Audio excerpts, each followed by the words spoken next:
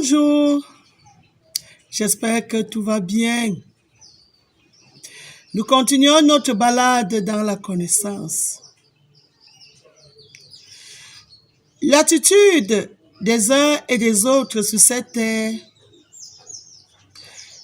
se passe comme si tout ce qui se fait autour d'eux et eux-mêmes sont le résultat d'une situation spontanée. Dans la situation spontanée, on se dit que les choses se produisent sans intervention extérieure, que les choses se produisent d'une façon naturelle. C'est pour ça que certains ont tendance à voir ou bien à aimer le style de Dieu à qui eux, ils donnent information. Ça veut dire, Dieu, regarde l'enfant que j'ai eu. Dieu, regarde ma production. Dieu, regarde ce qui se fait.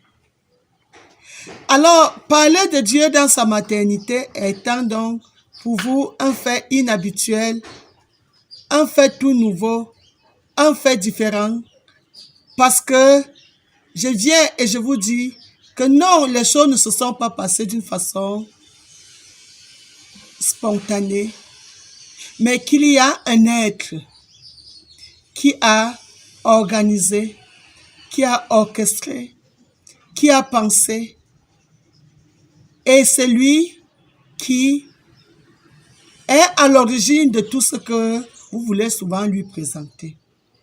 Dire qu'il y a deux dieux, non, ce n'est pas une réalité qu'il y a deux dieux. Cette réalité est dans la tête et dans les consciences des uns et des autres, qui n'ont pas compris que ce qu'ils ont, ce qu'ils sont et ce qu'ils observent comme phénomène est une issue, une résultante du travail acharné de quelqu'un. Oui, cette personne est invisible, mais tant qu'on n'a pas vécu ce que je vis, on peut croire être vraiment libre. On peut croire que tout est accidentel. On peut croire que tout se fait, oui, d'une façon spontanée comme vous l'avez pensé. Jusqu'au jour où je suis interpellé, j'entends cette voix. Il attire mon attention sur un certain nombre de données. Il m'enseigne et que je dis, tiens, tel que nous avions fonctionné jusqu'aujourd'hui était mal, était faux, était absurde. Qu'il y a une source, qu'il y a un être. Comme nous ne voyons pas ses contours, on l'a presque ignoré. Comme on ne nous a pas aidés à prendre conscience de sa présence, la présence de cette caméra cachée, celui que beaucoup d'entre nous croyons souvent que c'est nous qui lui donnons les informations, on se rend compte qu'on est face à un être qui sait tout, qui est au courant de tout, qui a même organisé ce que nous croyons que c'est nous-mêmes qui en sommes responsables. Ça crée donc qu'il y ait division entre nous. Qu'est-ce que j'appelle division? Un désaccord dû à une opposition d'intérêt, opposition d'opinion, opposition de fonctionnement, opposition d'organisation, opposition de spécialisation. Je trouve en la division une fragmentation. Fragmentation, ça veut dire nous sommes devenus des fragments d'une chose qui a été cassée, d'une chose qui a été brisée, d'une chose qui a été déchirée. Si on parle de fragmentation, c'est qu'au départ, il y avait un tout. Et lorsque ce tout se fragmente, on tend vers la fragilisation des morceaux. Je vais prendre un exemple de ce que je trouve que ça a été fragmenté. Si je prends par exemple l'Afrique,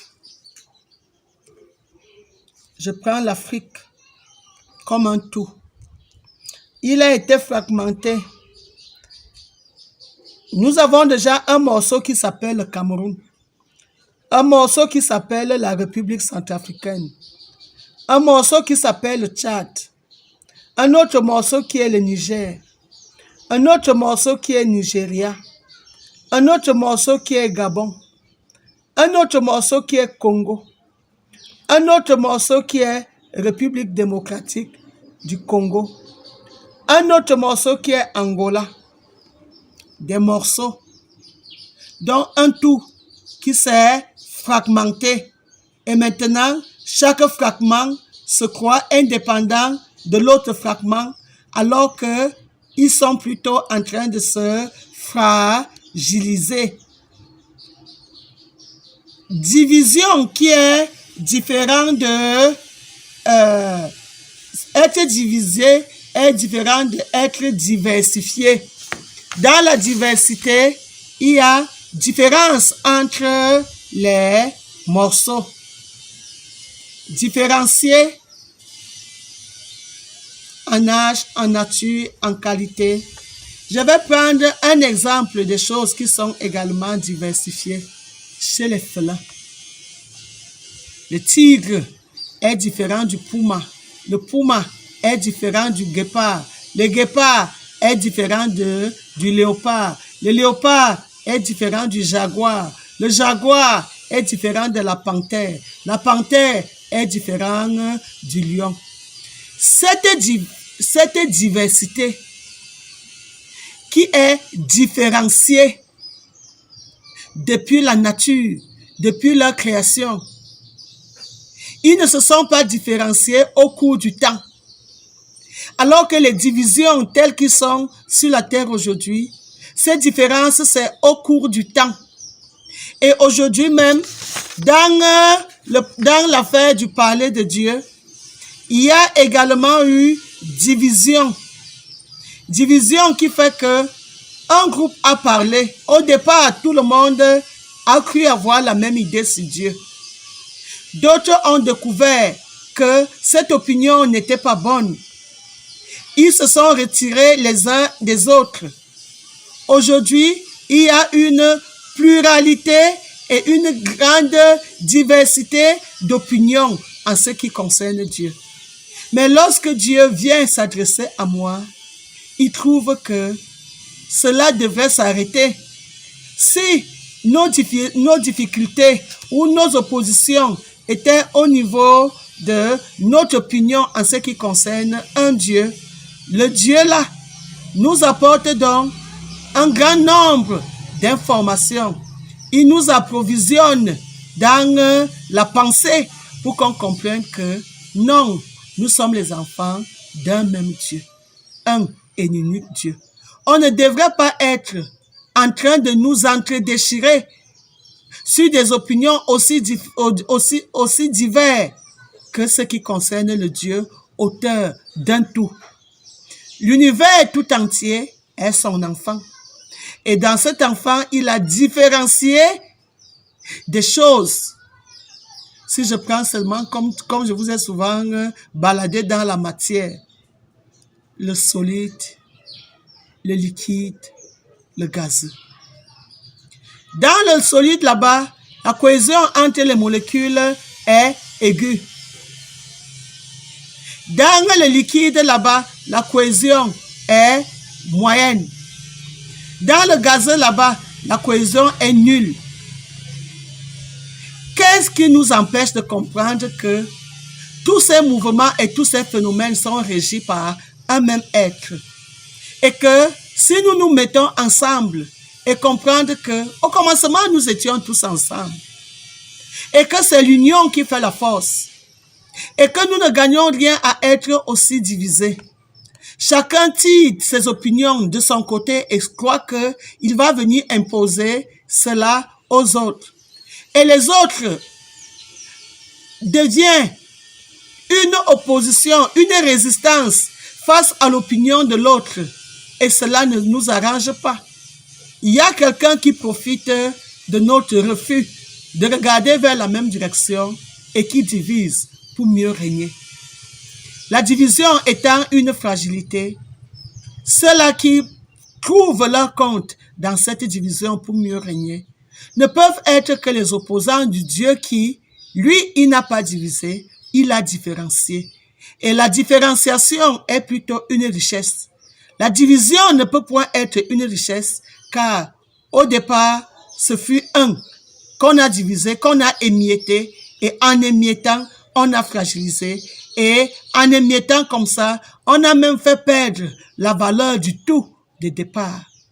Or, chacun de nous est venu sur cette terre par le Dieu qui a le souci d'unir, le souci de rassembler, sachant que en rassemblant, lui qui a donné chacun de nous, a donné quelque chose à chacun de nous, pour que ça vienne apporter un plus dans l'union que nous sommes.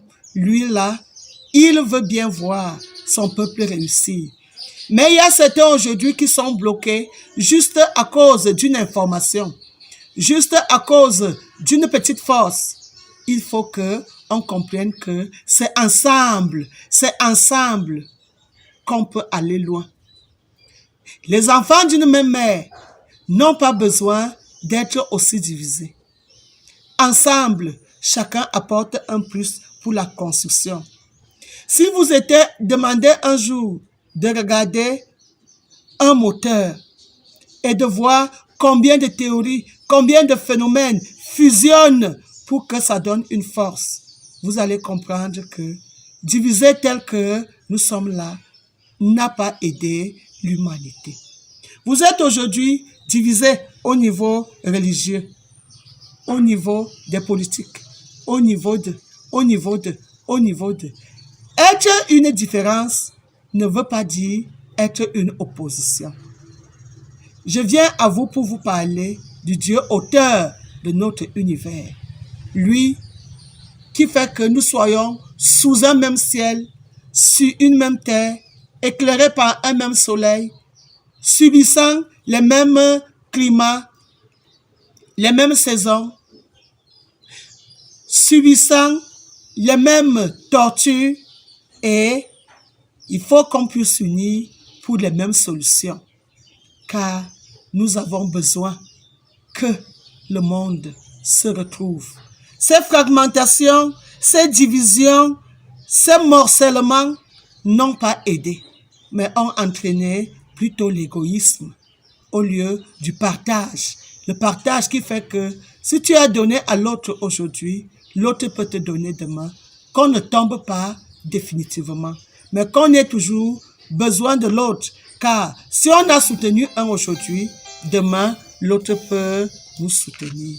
Maman Bouquet, je vous reviens très bientôt.